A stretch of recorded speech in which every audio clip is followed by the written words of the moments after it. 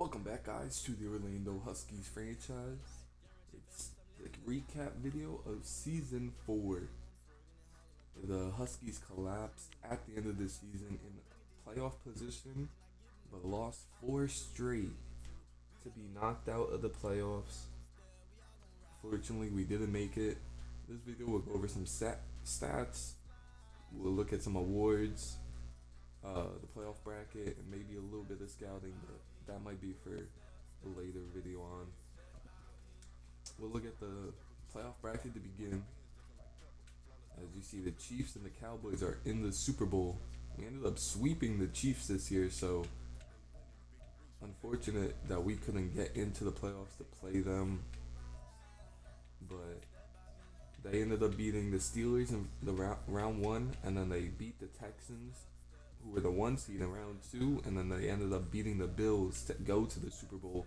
And then the Cowboys, they beat the Cardinals in round one, the Saints in round two, the Panthers in round three.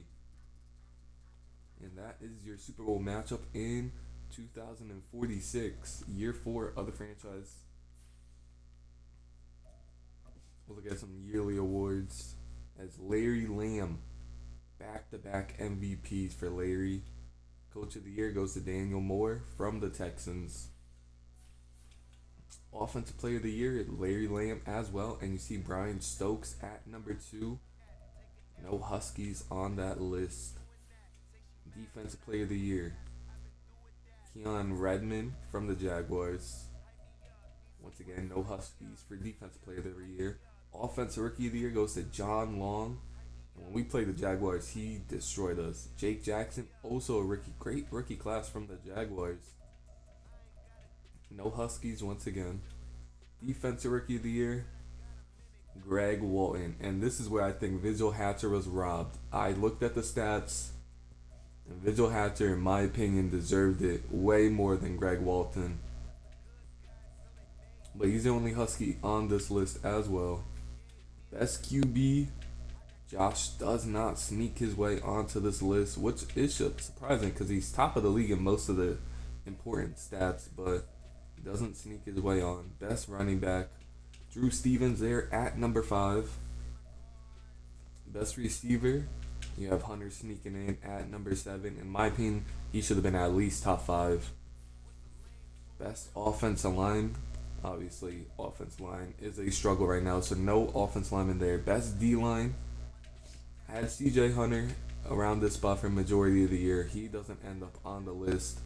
No other Huskies. Best linebacker, no Huskies again as well. McMillan had a solid season. Wouldn't have been shocked to see him on this list, but not there. Best DB, once again, no Huskies. And the DBs really took a drop in their play this year. Really regressing every year, and that's something we're going to have to address. And best kicker, Sammy Perfect Elite. Look at him. That's our boy. Perfect on the season. I think he missed one 56-yarder, but besides that, didn't miss another attempt. We'll look at the individual stats, then we'll go through team stats. As Josh, just under 4,000 yards on the season, was 246 of 451, 28 touchdowns, 17 interceptions, 54% completion percentage, and an 89 passer rating. Was his best season as a pro. It was the most touchdowns he's thrown, best passer rating, most yards, only one more interception than last season. The sacks were down a lot as well, went from 44 to 34, which is good, but the pressure is really the big thing right now. They're just getting way too much pressure onto him. Average the most yards per game. Completion percentage, still around 50. Got to get that closer to 60, but a really nice season from Josh. Tyree Givens came in for one game, 12 for 16, 3 touchdowns, no interceptions, 75% completion percentage, 152.8 passer rating. He played really well as well. Rushing attack, Drew Stevens, 195 carries, 1,256 yards, 13 touchdowns. Did have that costly fumble against, I believe it was the Jaguars.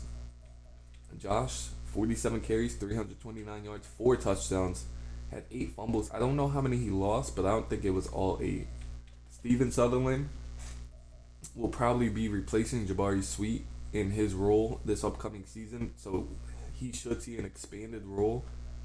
We liked what we saw. He gave us a little burst off the bench that Sweet didn't, and after that fumble from Sweet earlier in the season, it was kind of, we just didn't feel like we could go to him anymore. With limited touches already, and he fumbles an opportunity like that away.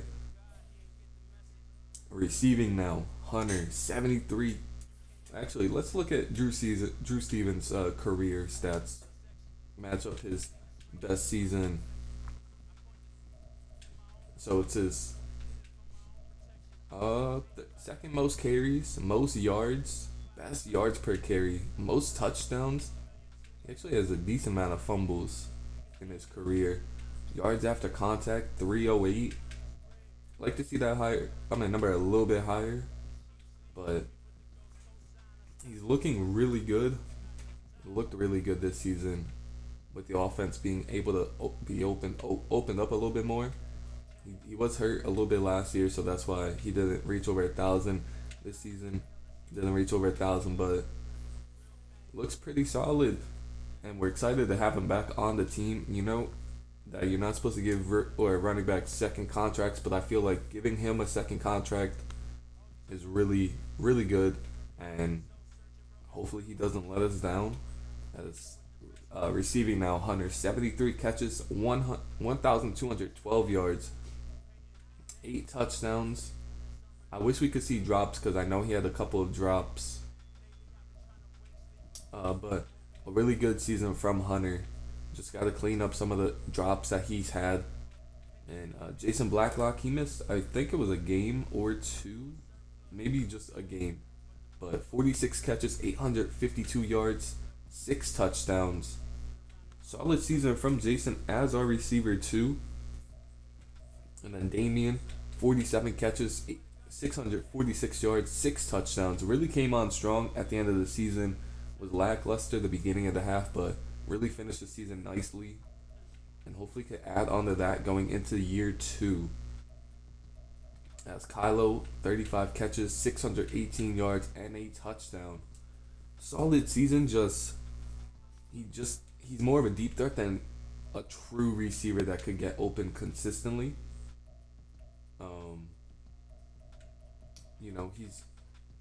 He's okay. He's nothing great, but we probably will look to add a receiver to compete with him this offseason for that third receiver. Connor Kelly, 10 catches, 234 yards, 3 touchdowns. Solid season. Drew Stevens, another 19 catches, 206 on through the air. Jamal Lacey, 13 catches, 145 yards, and 5 touchdowns. These two are some of our biggest red zone threats right now. Jamal Lacey and Steven Sutherland, love them in the red zone. That's where majority of their catches come from. And they have 7 touchdowns on 20 catches combined. So that's really good. And, we need red zone targets, and we're glad to have both of them. But we'll look at some of these players' career stats. As Hunter, 4th straight season with 1,000 yards. 4 straight seasons with over 70 catches as well. It's his best season as a pro. And he can only really keep going up from here. He's young, fast, exciting from the slot. And Jason Blacklock, it's also his best season as a pro. Came on halfway through his rookie season. He got hurt in year 3. In year 4, he's really showing that he could be a consistent receiver that gets open for us. He started showing that he could catch the 50-50 ball, and we're excited about that. And then we'll look at Damian's stats and then head on to a couple other stats. It's his second best season as a pro. It's the most touchdowns he's had in a season. 47 catches. Like to see him around 55, a little bit more, but solid season from Damian. Would like to get him about this number every season, but we'll take around 650, 700 yards from really our third option on offense. Well, fourth if you count Drew Stevens, but really nice season from the top three. Even Kylo, you could say he had a pretty solid season, but we have to see more from everyone pretty much below Damian. And blocking, had a lot of injuries on the offensive line, so we saw a lot of different players. But Frank Webster, 8 sacks allowed. Both of the tackles allowed 6. Kevin Spence allowed 5, 4 from Wyatt Decker, and 2 from Dom Huff. Nothing crazy. Frank Webster, we'd like to see him lower than 5, especially since we spent a first round pick on him. We'd really like to see him have that number around 5, and everybody else it's okay. It's nothing crazy, nothing great, but it's okay. It's more about the pressures they're allowing right now than the sacks. Defensively, Miles McMillan led the team in tackles with 130 tackles.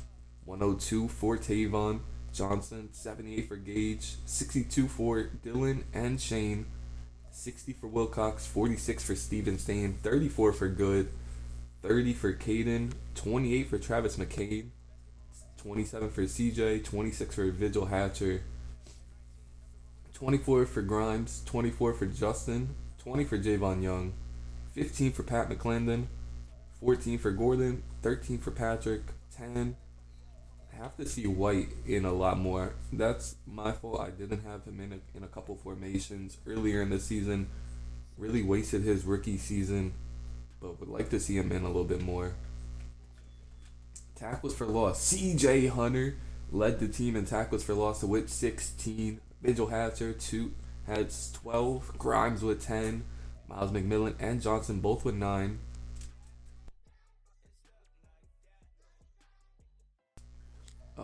Caden with 7. Gage with 6. Pat McClendon with 4. Shane with 2. Dylan, Wilcox, Good, Justin Martinez, and Willie all with 1. Solid season for the whole D-line, really. CJ Hunter, 9.5 sacks, led the team in sacks as well. Just the thing about CJ this season was he was good, but he wasn't dominant. He would take the first 6 games of the season, he played really well, and then he took the next 6 off, and then he was really good again. But we just need more consistency throughout this season.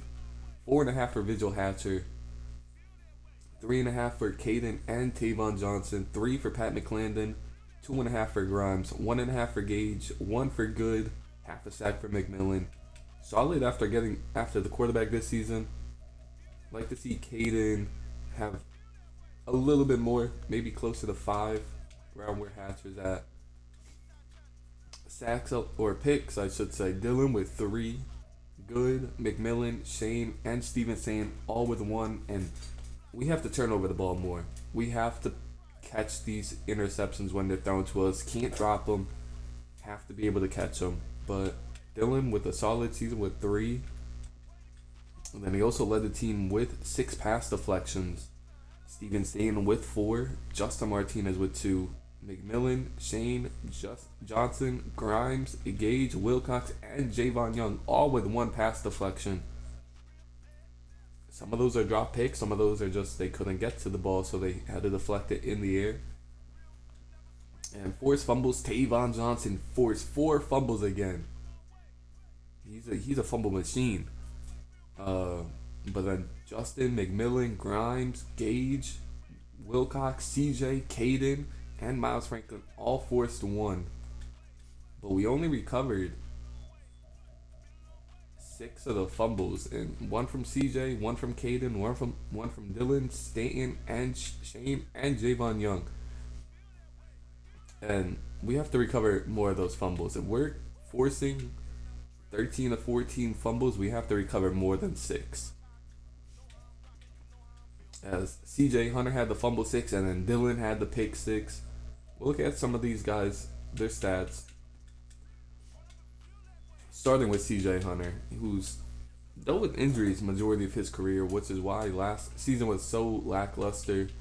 But this season really showed what he could do as a pass rusher.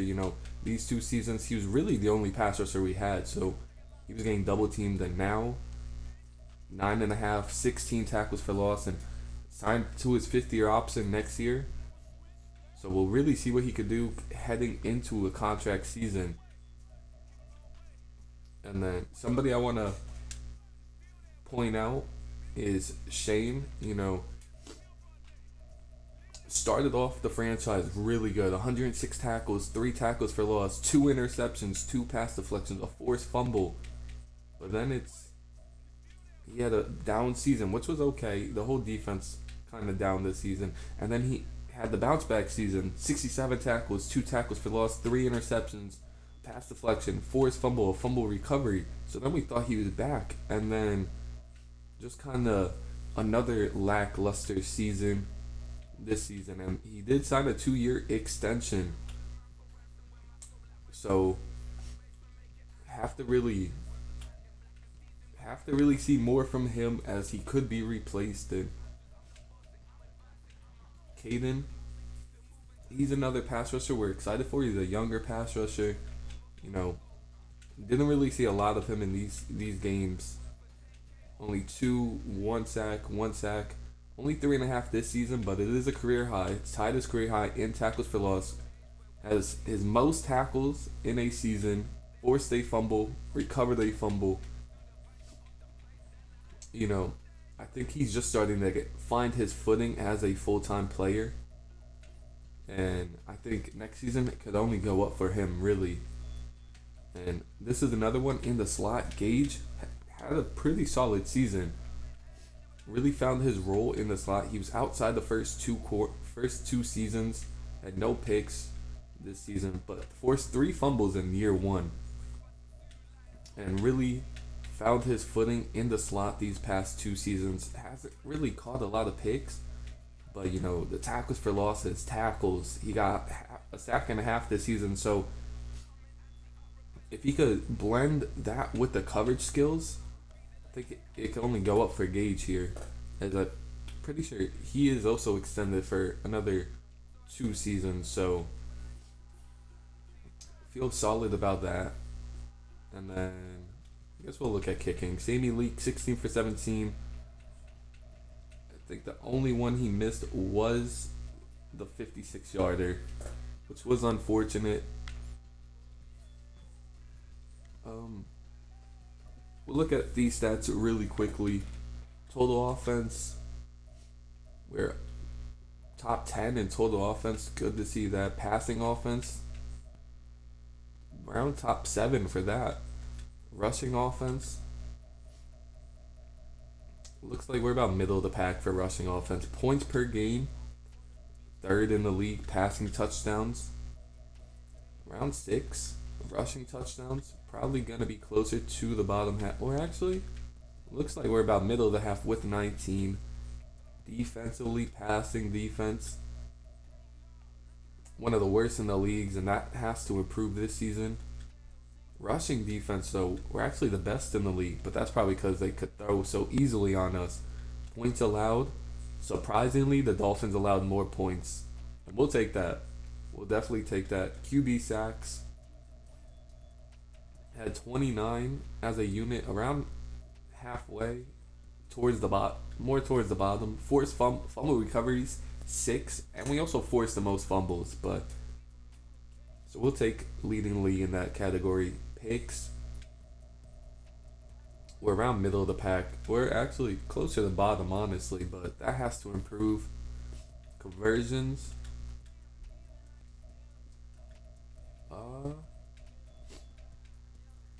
looks like we're middle. 49% is okay. We'd like that a little bit higher, but we're converting a 3rd down on 50% of the time.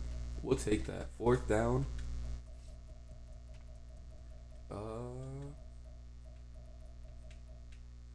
closer to the bottom. 53% isn't awful though.